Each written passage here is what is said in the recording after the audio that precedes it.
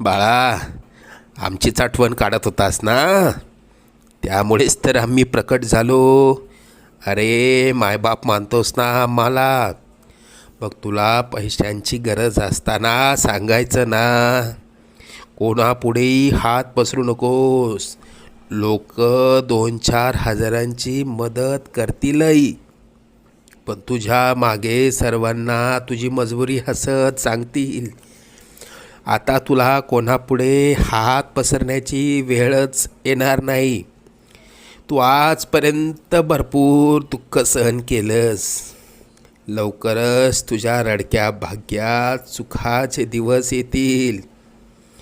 तुझ्या मनात असलेली इच्छा पूर्ण होऊन अक्कलकोटला पेढे घेऊन येणं होईल. येशील ना आम्हाला भेटायला अक्कलकोटला? सगळं मनात